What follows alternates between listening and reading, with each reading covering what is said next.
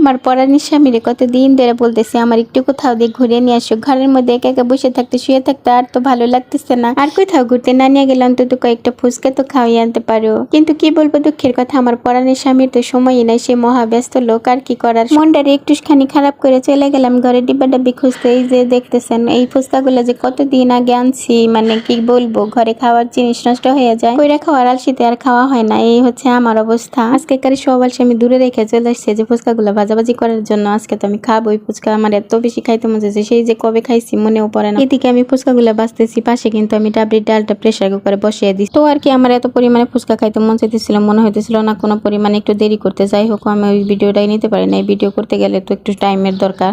এদিকে দেখেন ফুচকা বাজতে গেছি, ফুচকা কেমন ভাবে লাভ দিচ্ছে, যতই লাফালাফি করো আজকে তো তোমার খাই আইসার কোনো কাজ হইব না লাফালাফি কইরা। এই তো আমি ফুচকাগুলো কিন্তু ভাজা নিছি, আর একটা দুটো ফুচকা কিন্তু আমি ভাজি নাকি, আজকে অনেকগুলা ফুচকা ভাজা নিছি। এই যে দেখেন এতগুলা ফুচকা, সবগুলা ফুচকা আজকে আমি মনেই শখ মিটিয়ে খাবো। যাই এই যে ফুচকা ভাজাভাজি করতে করতে এইদিকে আমার ডালটাও একদম রেডি হয়ে গেছে গা, আমার একদম সবকিছু রেডি হয়ে গেছে, এখন শুধু টপ খাওয়ার পালা। এই যে দেখেন আমি অফ ক্যামেরায় কিন্তু এখানে গুছু গুছু করে একদম শসাগুলা সুন্দর মতো কাটা নিছি। এরপর এখানে আমি অনেকগুলা কাঁচামরিচ কেটে নিছি, পেঁয়াজ কেটে নিছি, আর এই যে এখানে যে একটা টক বানাইছি, এই টকটা যে আমার এত খাইতে মজা হয় যা বলার বাহিরে, একদম মানে তেঁতুলের চাটনি আছে না, অনেকটাই ওরকম খেতে মনে হয়, একটু ঘন করে বানাই। তো যাই হোক এই যে এখানে আমি কিন্তু শুরুতেই বলছি ভিডিও করতে পারি নাই, ভিডিও করতে গেলে তো সময় লাগে, যার কারণে আর কি ভিডিও করা হয় নাই। তো এইদিকে আমি একটা চাকাচাকি করে দেখতেছিলাম আসলে খাইতে কেমন হয়েছে, তা দেখলাম না মাশাআল্লাহ খাইতে অনেক ভালোই হয়েছে। তারপরে যেটা করলাম এই যে এখানে একটা প্লেট নিয়ে আসলাম, প্লেট নিয়ে এসে নিয়ে একারে সব গুছু গুছু করে ফুচকাগুলো আমি ভাঙতেছি, ভাঙে একারে রেডি করে নিব।